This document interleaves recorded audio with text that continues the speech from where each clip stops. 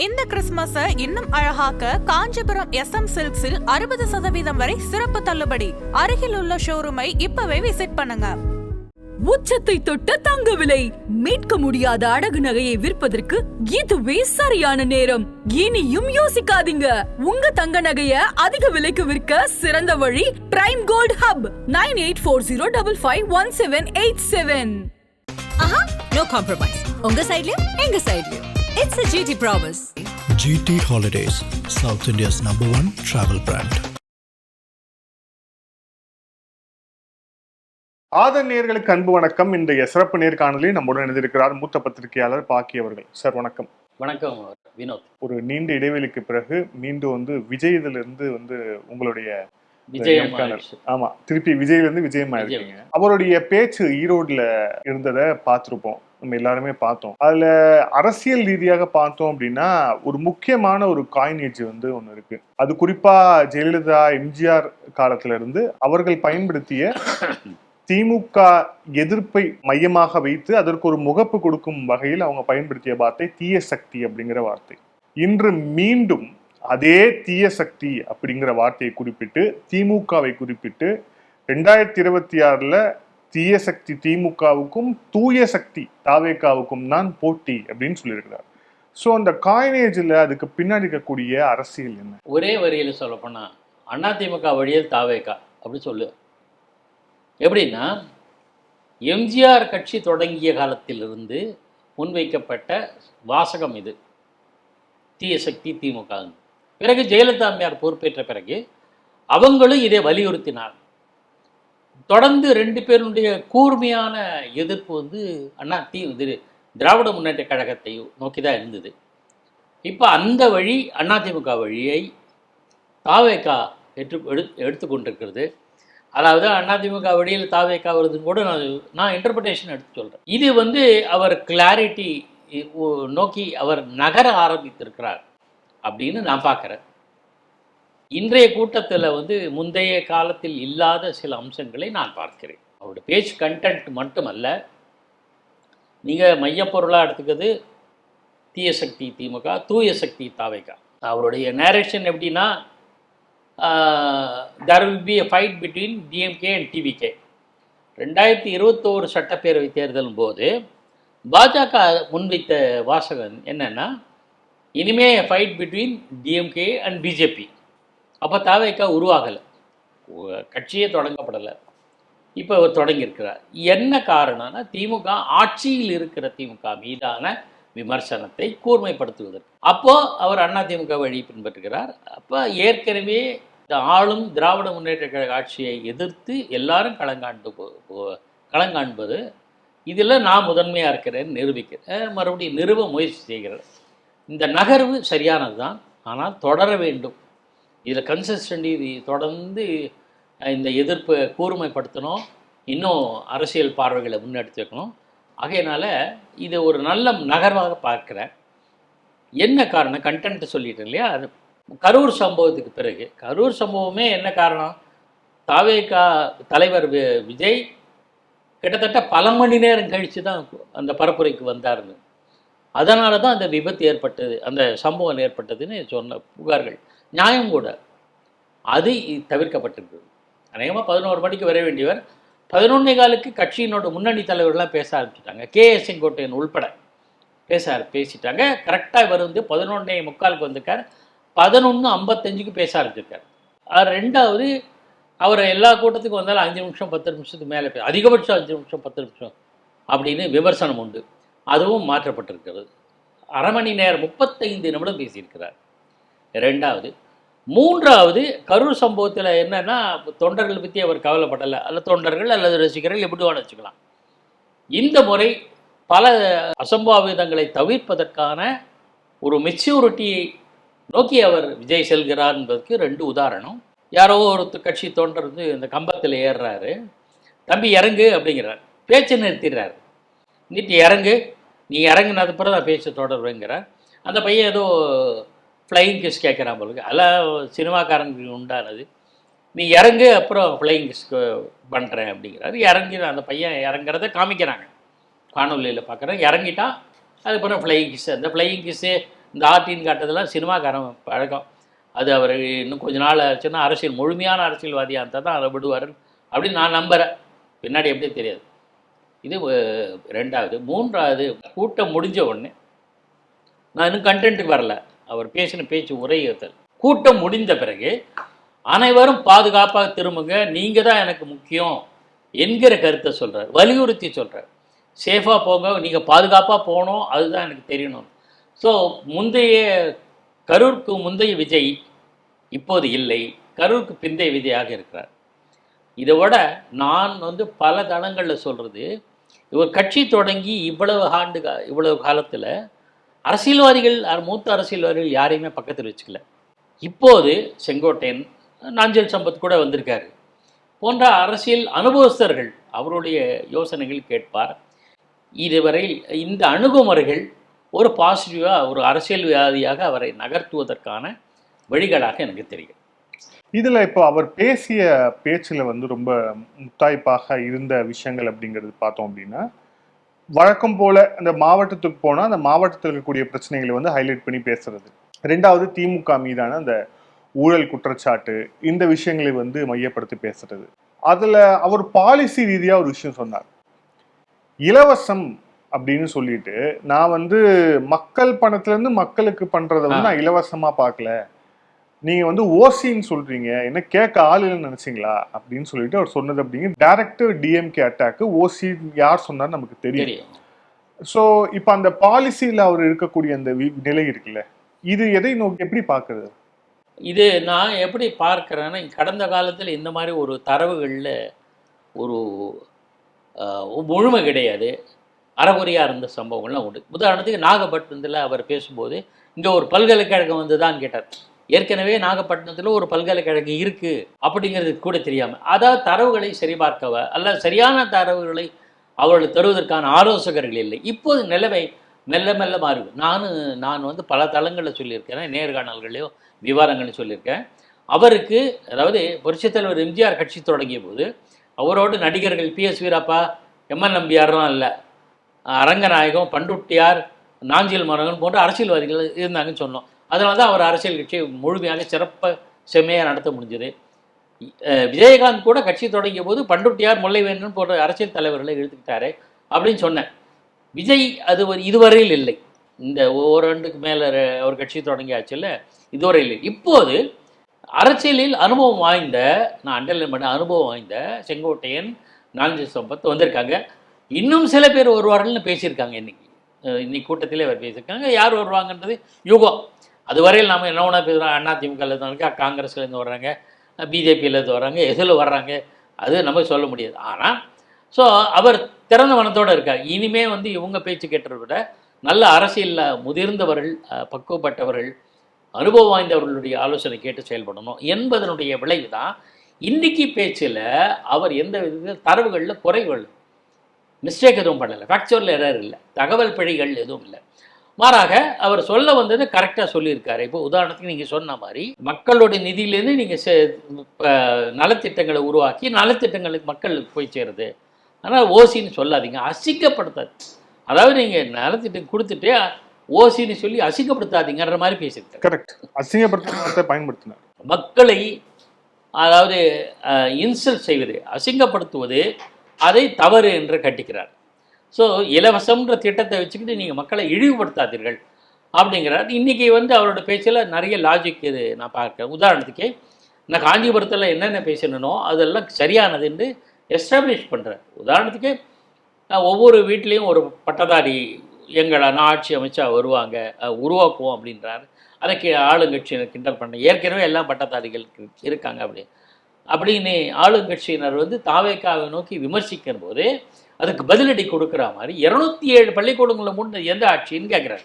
அப்போ தரவுகளை சேகரித்திருக்கார். அல்லது அவருக்கு ஆலோசனை சொன்ன அரசியல்வாதிகள் சரியான தரவுகளை சொல்லுகிறார்கள் என்று நாம் புரிந்து கொள்ள வேண்டும். இந்த மாதிரி எல்லா விஷயங்களையும் ஒவ்வொரு பாயிண்ட்டையும் எடுத்துகிட்டு நான் ஏன் இப்படி பேசினேன்னு விளக்குறாரு. ஆக அது விஷயத்தில் பார்த்து இன்றைய பேச்சு நல்ல வெல் ப்ரிப்பேர்டு ஸ்பீச்சு தான் நான் பார்க்குறேன். இப்போ அடுத்தபடியாக அவருடைய பேச்சில் கவனம் பெற்றது அப்படிங்கிறது இந்த விமர்சகர்கள், அதாவது நான் ஒரு விஷயத்த சொல்கிறேன், அந்த ஒரு விஷயத்த தப்பு தப்பா புரிஞ்சுக்கிட்டு அதை வந்து இவங்க எல்லாம் வந்து அதை ஊதி பெரிதாக்குறாங்க. எது எடுத்தாலும் பொய், ஆபாசம், வாயிலே வடை சுடுது திமுக, இது வந்து டிவிகேடா அப்படின்ட்டு அவர் வந்து சொல்றார். ஸோ அந்த விமர்சனம் அப்படிங்கிறத அவர் பார்க்குறார் அப்படிங்கிறத இல்லை புரிஞ்சுக்கலாம். ஆனா அந்த விமர்சன தளத்தில் இருப்பவர்கள் ஒரு சார்போடு இருக்கிறார்கள் அப்படிங்கிறத அவர் எஸ்டாப்ளிஷ் பண்றது இருக்குல்ல, அதை ஏன் செய்யறார்? இன்னைக்கு தான் செஞ்சிருக்காரு. ஒன்று கவனிச்சிங்களா? மீடியா மூலமா, ரேடியோ மூலமா கருத்துக்கள் சொல்றீங்க, ஆளுங்கட்சி கருத்து சொல்றீங்கன்னு சொல்லியிருக்காரு. அப்போ கொஞ்சம் கொஞ்சமாக கவனிக்க ஆரம்பிச்சிருக்கார். ஊடக விவாதங்கள் பங்கேற்பவருடைய கருத்துக்கள், அவருடைய ஊடகவாதிகள், ஊடகவியலாளர்கள் என்று அவர் கருதி கொண்டிருப்பவர்களை பற்றிய ஒரு புரிதலை நோக்கி அவர் நகர். நான் உடனே பிரமாதமாக புரிஞ்சுட்டாரு, முழுமையான அரசியல் நான் சர்டிஃபிகேட் கொடுக்கல. ஆனால் is moving in the direction, அந்த திசையை நோக்கி அவர் நகர்கிறார். இதே நிலை நீடித்தால் மெல்ல மெல்ல அவர் கற்றுக்கொள்வார்னு தான் பார்க்குறேன். ஆகுது. அது ஒன்று. தன்னை பற்றி விமர்சனத்தை பற்றி எப்படியெல்லாம் கையாளுறாருங்கிறது முக்கியமாக திமுகவை கடுமையாக விமர்சித்த வெறுமை விமர்சிக்காமல் திமுக 24 மணி நேரமாக 24/7 தாவேக்காவை ஒழிப்பது, விஜயை முடக்குவது, அதை பற்றி தான் யோசிக்கிறாங்க, வேறு எதுவுமே செய்யலைன்ற அளவுக்கு அரசியல் அணுகுமுறை கையாளுறார். அப்போது இவர் தன்னை சரியாக புரிஞ்சுக்கிட்டு இருக்காரு. இதில் இன்னொரு சுவாரஸ்யமானது, இதோட அவர் பேசினாரான்னு தெரியல, இப்போ பேசியிருக்காரு. தாவேக்காவை பற்றியே நீங்கள் எப்போ, அதாவது ஆளும் கட்சி ஆட்சியாளர்கள் தாவேக்கா பற்றியே கவலைப்பட்டிருந்தீங்கன்னா, நீங்கள் இந்த பயம், எனக்கு பயமில்லைன்னு சொல்லி தனியாக போகிறவன் பேசுவானே, அந்த சைக்கலாஜிக்கலாக பயமில்லைன்னு சொன்னால் அவனுக்கு பயம் இருக்குன்னு அர்த்தம். தாவேக்கா பற்றி நீங்கள் விமர்சிக்கிறதா, தாவேக்கா பற்றி உங்களுக்கு பயம் என்பதை எடுத்துக்கிறோம். அதை அந்த அளவுக்கு வந்திருக்காரு மெல்ல மெல்ல.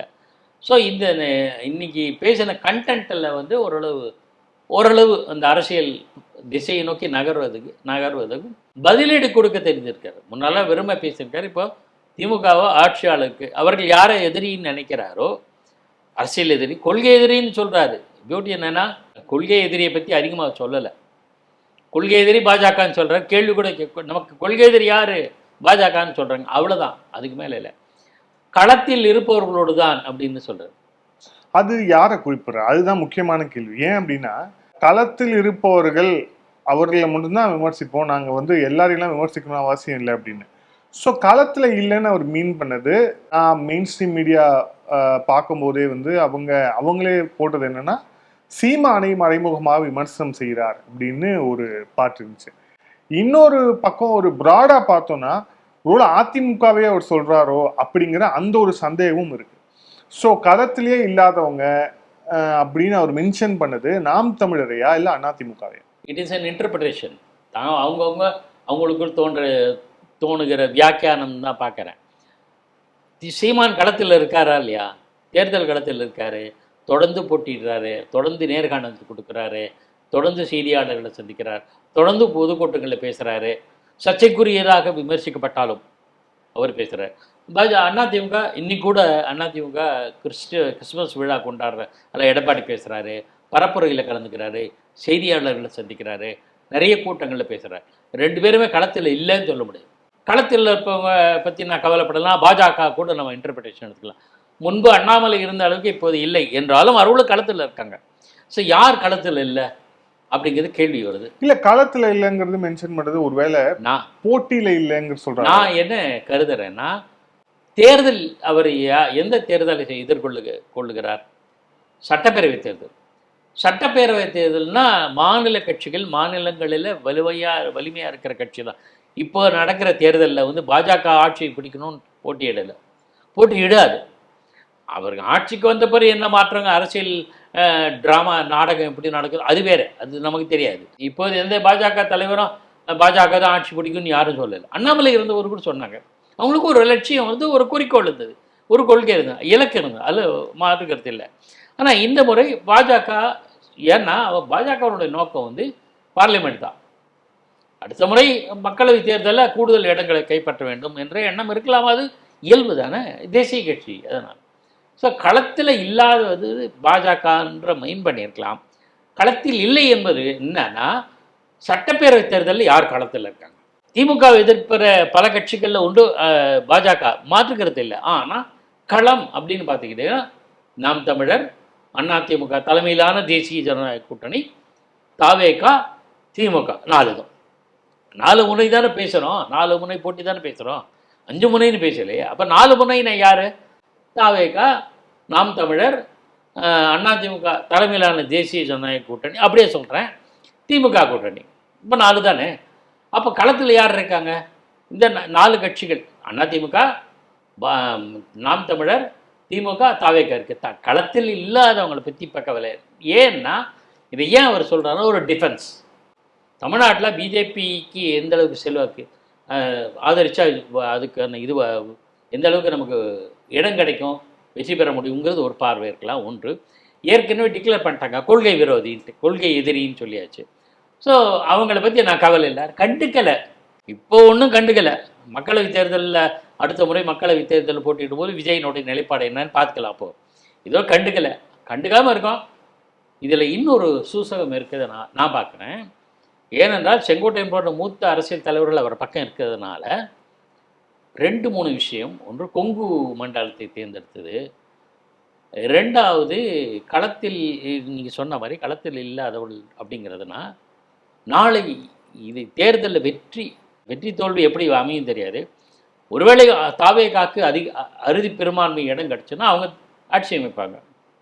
அவங்க தலைமையில் கூட்டணி வந்து அவங்க அப்போதைய டெவலப்மெண்ட்டுக்கு ஏற்ற மாதிரி முடிவெடுத்து கட்சிகளை சேர்த்துப்பாங்க. ஒன்று, இல்லை கணிசமான இடங்கள் ஆனால் ஆட்சி அமைக்க முடியாது, இல்லை ஒரு பல இடங்கள் ஆட்சி அமைக்க முடியாதுன்னா யாரோட சேருவது அப்படிங்கிறதுக்கான அணுகுமுறை. அதனால தான் சேஃபாக களத்தில் இல்லாதவர்களை பற்றி நான் கணக்கில் எடுத்துக்கலங்கிறார்.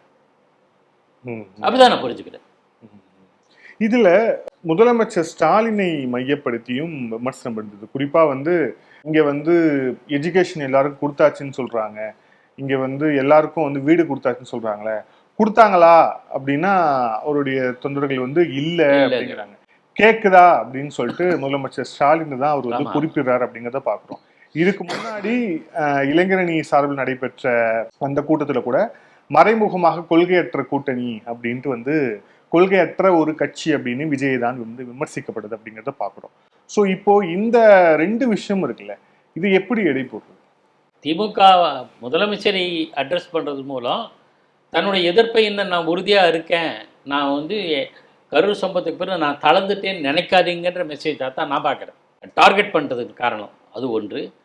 நீங்கள் 2வது கேள்வி கேட்டீங்க, அதாவது அது 2த்தையும் எப்படி பார்க்கறது அப்படின்னு கேட்டேன். ஏன்னா ஒரு பக்கம் விஜய்யோடைய விமர்சனம் அப்படிங்கிறது திமுகவை நோக்கி இருக்கு, திமுகவுடைய இளைஞரணி கூட்டத்தில் இவரை நோக்கி விமர்சிக்கிறாங்க அப்படின்னா, அப்போ நேரடியாக இங்க அதிமுக அப்படிங்கிற ஒரு ஃபேக்டரை வந்து 2 பேருமே அதை வந்து இக்னோர் பண்றாங்களா அப்படின்னு?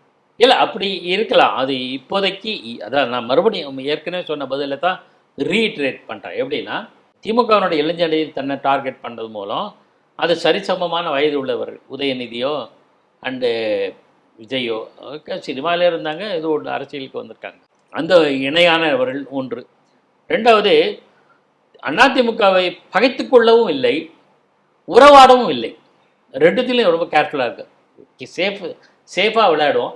நாளைக்கு ஒருவேளை அதிமுகவுக்கு அறுதி பெரும்பான்மை கிடைத்து விட்டால் அவங்களோட இணங்கி போவோம், நமக்கு சேஃப், பாதுகாப்பு. ஏன்னா திமுக இல்லாத பட்சத்தில், அதாவது நாளைக்கு 26 தேர்தலில் அதிமுக பெரும்பான்மை கிடைச்சி அவங்க ஆட்சி அமைச்சிட்டாங்கன்னா அவங்களோட சேஃபாக இருந்தால் நமக்கு எல்லா வகையிலும் நன்மை, பாதுகாப்பு கிடைக்கும். திமுக வந்து விட்டாலும் ஒருவேளை அப்போது நமக்கு புதிய பலம் இல்லாத நிலையில் அதிமுக கூட்டணியை விரும்புவோம். ஸோ நமக்கு சேஃப்டி. ஏன்னா அதிமுக ஏற்கனவே எஸ்டாப்ளிஷ் பண்ணியிருக்கு. எடப்பாடி பழனிசாமி வெளிப்படையாக சொல்லியிருக்காரு, அனுபவம் வாய்ந்த எங்களுடைய நீண்ட பாரம்பரியமிக்க எங்கள் கட்சிகள்லேருந்து கற்றுக்குங்கன்னு சொல்லியிருக்காரு. ஸோ கம்ஃபர்டபுளாக அதிமுக இருக்கலாம். காலச்சூழலுக்கு ஏற்ப நாங்கள் கூட்டணி. இது நான் இந்த மாதிரி ஏன் எனக்கு தோணுச்சுன்னா, ஜெயலலிதா 96ல் களம் கண்ட ஜெயலலிதா தேர்தலை, அதாவது ஜெயலலிதா இருந்தபோது தமிழக சட்டப்பேரவை களத்தில் ஜெயலலிதாவுக்கு எதிராக மதிமுக இருந்தது, ஜெயலலிதாவுக்கு எதிராக திமுக இருந்தது, ஜெயலலிதாவுக்கு எதிராக காங்கிரஸ் தமிழ்நாட்டைச் சேர்ந்த தலைவர்கள் இருந்தார்கள், ஜெயலலிதாவுக்கு எதிராக பாமகவும் இருந்தது. ஆனால் தேர்தல் முடிவுகளில் யாருக்கு பலம் வந்ததோ அவர்களை சார்ந்து மெல்ல அவர்களை சார்ந்தோ அல்ல அவர்களை ஒட்டியோ நகர ஆரம்பித்து விட்டார்கள். அப்போது நிலைமை வேறு மாதிரி ஆச்சு. அதாவது திமுக வெற்றி பெற்றது, ஆனால் இவர்கள் எல்லாம் சேஃபாக இருக்க வேண்டியது அதிமுக பக்கம் போனாங்க. அதுபோல் எந்த ஒரு களச்சூழல் ஏற்பட்டாலும் அதிமுகவோட நம்ம கம்ஃபர்டபுளாக இருக்கலாம் என்கிற பார்வை தாவேக்காவுக்கு இருக்குது. அதனால தான் இதையும் சொல்லாமல் அப்படியும் இல்லாமல் அதை பற்றி கண்டுக்க வேணான்னு அதுவும் இன்டர்பிரிட்டேஷன் தான். ஆனால் இதெல்லாம் வந்து இப்படியெல்லாம் ஒரு வியூகம் அவருக்கு வகுத்து கொடுத்துருக்காங்கன்னா சில அனுபவஸ்தர்கள் இந்த மாதிரி வழி சொல்லியிருப்பாங்க அப்படின்னு நான் ஃபீல் பண்ணுறேன். நேர்கால இறுதியான கேள்வி, இது வந்து செங்கோட்டையன் தொடர்பானது. அதிமுகலேருந்து வெளியே வந்த பிறகு அவர் வந்து தாவேக்கால இணைந்த போவே பெரிய விமர்சனம் வந்தது. உங்கள் அனுபவம் என்ன, நீங்கள் போய் சேர்ற கட்சி என்ன, உங்களை எப்படி அங்கே மதிப்பாங்க, செங்கோட்டைன்னு கூட பேர் முழுசாக சொல்லாமல் செங்ஸ் அப்படிங்கிறாங்க, ஸோ இங்கே போய் சேர்ந்துருக்கீங்களே அப்படின்னு வந்து விமர்சனம் வந்தது. ஆனால் இன்று செங்கோட்டையன் பேசும்போதும் அவருடைய அந்த பேச்சிலேயே வந்து திடீர்னு ஒரு இடத்துல வந்து புரட்சி அப்படின்னு ஆரம்பிச்சு ஒரு பாஸ் கொடுத்து பேசினார் அப்படிங்கிறத பார்க்குறோம். ஸோ அவருடைய அந்த அந்த அதிமுகலேருந்து தாவேக்காக்கு முழுமையாக வந்து விட்டார் நினைக்கிறீங்களா? இந்த ஈரோடு கூட்டத்துக்கு அவர் செய்த ஏற்பாடு, குறிப்பாக அந்த கரூருக்கு பிறகு ஒரு பெரிய செட்பேக்கு பிறகு திருப்பியும் வந்து விஜய் வந்து முன்னாடி நிறுத்து அதுவும் ஈரோடு நிற்கிறது அப்படிங்கிறது, அதுக்கு அவருடைய பங்கு உங்களுடைய பங்கு? இது வந்து செங்கோட்டையன் வர்சஸ் இபிஎஸ் நீயா நானா. செங்கோட்டையன் கட்சியிலிருந்து நீக்கப்பட்ட பிறகு இதே கொங்கு மண்டலத்தை இதே எடப்பாடி பழனிசாமி மிகப்பெரிய கூட்டத்தை நடத்தி நான் தான் கொங்கு மண்டலத்தை நான் தான் கிங்கு அப்படின்னு காமிச்சார். நீ மட்டும் இல்லை நானும் தான் கிங்கு அப்படிங்கிறதுக்காகத்தான் அவர் செங்கோட்டையன் இந்த ஈரோடு மண்டலத்தை தேர்ந்தெடுத்து கொங்கு மண்டலத்தை தேர்ந்தெடுத்து குறிப்பாக ஈரோடு மாவட்ட தலைநகர் எடுத்துக்கிட்டு செஞ்சுருக்கார். நீங்கள் சொன்ன ஒரு வார்த்தையை நானும் கவனித்தேன். புரட்சி சொல்லிட்டு தளபதின்னு சொன்னார். புதுசாக புரட்சி தளபதிங்கிற ஒரு பட்டத்தை கொடுத்துருக்காரு. இந்த புரட்சி தளபதிங்கிற பட்டம் யாருக்கு திரும்ப அதுக்கு முன்னாடி கொடுத்துருக்காங்க? திருநாவுக்கரசர் எம்ஜிஆர் அதிமுக நடத்தினார். ஓகே, பல ஆண்டுகளுக்கு எம்ஜிஆர் அதிமுக நடத்தினார். அது ஒரு கட்சி. அந்த கட்சி தலைவராக புரட்சி தளபதி அப்படின்னு அவர் அழைக்கப்பட்டார். கொஞ்சம் காலம்தான் புரட்சிங்கிற பட்டம் எல்லாருக்கும் வாங்குற மாதிரி. அது ஒன்று. அதுக்கு காரணம் என்னென்னா, செங்கோட்டையும் கிட்டத்தட்ட 54 ஆண்டுகள் அதிமுகவில் இருக்கார். ஒன்று புரட்சி தலைவர் எம்ஜிஆர் சொல்லியிருப்பார், இல்லை புரட்சி தலைவர் ஜெயலலிதான்னு சொல்லியிருப்பார். அது தலைவர்களின் பெயரை புரட்சின்னு சொல்லி சொல்லி சொல்லி இத்தனை 54 வருஷம் சொன்னவர் வாய்ந்தவரி புரட்சின்ற வந்துறதுல வியப்பு கிடையாது. அது ஒன்றும் பெரிய குற்றமும் கிடையாது. இதே மாதிரி சேகர்பாபுவும் ஒரு முறை சொல்லியிருக்கார். அதிமுகவில் திமுக போகுது அம்மான்னு சொல்லிட்டு அம்மா என்று அழைக்கிற ஜெயலலிதா அம்மையார் அப்படின்னு சொன்னார். அது என்ன சொல்லுது, பழக்க தோஷத்தினால.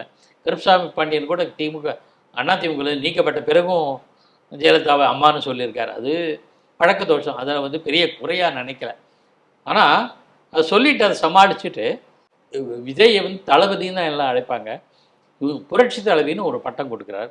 அநேகமாக எதிர்காலத்தில் புரட்சி தளபதி என்ற பட்டத்தை அவருக்கு வழங்குவார்களோ. ஏன்னா அங்கே வந்து புரட்சி தமிழர் எடப்பாடி பழனிசாமி. அதனால இன்னொன்று, இவர் வந்து இன்றைய பேச்சில் பார்த்தீங்கன்னா எம்ஜிஆர் ஜெயலலிதா தீய சக்தி என்று திமுக விமர்சித்தது போல நானும் தீய சக்தி என்று சொல்கிறேன். ஆக புரட்சி தலைவர் எம்ஜிஆர், புரட்சி தலைவி ஜெயலலிதா, புரட்சி தளபதி விஜய் அப்படிங்கிற வரிசையை கொண்டு போக முயற்சி பண்ணுகிறார்கள் அப்படின்னு நான் இன்டர்பிரேஷனாக. இது ஒன்றும் அப்படி நடக்க போகிறது இல்லை. நடக்குமா நடக்காத தெரியாது. இப்படியெல்லாம் ஒரு வியாக்கியானம் செய்யலாம் அப்படின்னு தோணுச்சு. ஏற்கனவே புரட்சி கலைஞர்னு அவர் புரட்சி கலைஞர் பிற்காலத்தில் கேப்டன் தான் அழைக்கப்பட்டார். ஆமாம், விஜயகாந்த் கேப்டன் தான். இப்போ அவருடைய சமாளி கூட கேப்டன் ஆலயம் தான் போட்டிருக்காங்க. மீதி இருக்கிற ஒரு புரட்சி தளபதியாக இவர் நாளைக்கு ப்ரொஜெக்ட் பண்ணக்கூடும், பயன்படும்ன்றதுக்காக இந்த மாதிரி நேம் எல்லாம் தமிழ்நாட்டில் எடுபடும். அதுக்காக தான். மற்றபடி அவர் செங்கோட்டையன் வந்து பழக்க தோஷத்தில் தான் ஆரம்பிச்சுக்கு இப்படி ட்விஸ்ட் பண்ணிட்டாரு. ஒரு மார்க் செக்ஷனோட முடிக்கலாம். ஒரு இன்னியோட விஜயோடைய இந்த ஸ்பீச்சுக்கு 100க்கு எவ்வளோ கொடுப்பீங்க? பாஸ் மார்க்னு தான் கொடுத்தோம். 35 அல்லது 40, அதுக்கு மேலே. இது ஃபஸ்ட் பேப்பர் தான், தியரி தான். எங்கள் ப்ராக்டிக்கல் எக்ஸாம் ஒன்று இருக்குது, அதுதான் தேர்தல். ரெண்டுத்தையும் சேர்த்தப்பறம் தான் மார்க் நம்ம எவாலுவேட் பண்ண முடியும். தியரிட்டிக்கலில் பாஸ் பண்ணிட்டாரு, ப்ராக்டிக்கலில் 0 வாங்கிட்டா எப்படி அதை ஜெயிக்க முடியும்? ஸோ இன்னைக்கு ஸ்பீச்சுக்கு நீங்கள் 40 மார்க் கொடுக்குறீங்க. நான் என்னோட கணிப்பு. இதுவே இறுதின்னு சொல்ல முடியாது. முன்ன பின்ன இன்னும் எத்தனை தியரிட்டிக்கல் பேப்பரில் எழுதுறாருன்னு பார்க்கணும். ப்ராக்டிக்கல் பேப்பர் முக்கியம். அதுதான் தேர்தல் களம். அதுவரையில் அந்த தேர்தல்லையும் அதனுடைய தேர்வு முடிவை வச்சுக்கிட்டு தான் நம்ம முழு மதிப்பெண்ணை அசஸ் பண்ண முடியும், மதிப்பிட முடியும். நன்றி சார். பல்வேறு கேள்வி தேங்க்யூ ஸோ மச். ஆதன் தொலைக்காட்சிக்கு நெஞ்சார்ந்த நன்றி.